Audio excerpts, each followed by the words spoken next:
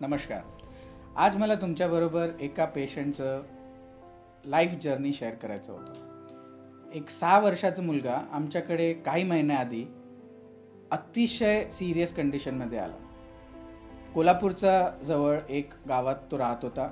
अचानक काही दिवसात त्याचं लिव्हर खराब होऊन तो जवळच्या डॉक्टरांकडे गेला आणि तिकडे लिव्हर फेलियरचे लक्षणं त्याच्या मेंदूपर्यंत जाऊन त्याला व्हेंटिलेटरवर शिफ्ट करायला लागलं.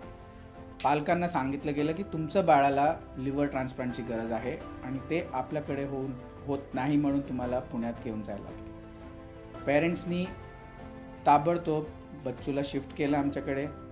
व्हेंटिलेटरवर तो पेशंट आमच्याकडे आला. त्याचे लिव्हरचे रिपोर्ट्स खूपच खराब होते. त्यांना लिव्हर ट्रान्सप्लांटचं ऑप्शन दिलं गेलं. आई म्हणून आईचं जेव्हा आम्ही डोनर वर्कअप केलं तेव्हा आम्हाला कळालं की तिचं लिव्हरवर काही ठिपके होते जे TB सारखे वाटत होते आणि आम्हाला नंतर कळालं की आईने सांगितलं की काही दिवस आधीच तिचं TBचं ट्रीटमेंट चालू झालं.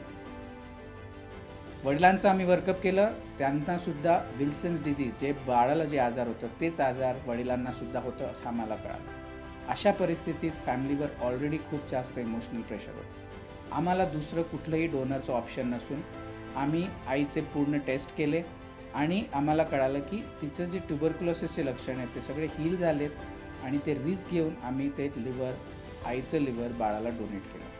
त्यानंतर बाळाला खूप चांगलं रिकव्हरी झालं. आम्हाला त्या बाळाला ट्युबरक्युलोसिस प्रिव्हेंट करायला काय औषध द्यायला लागलं. आज तो बाळ पूर्णपणे 100% रिकवर झालेला आहे.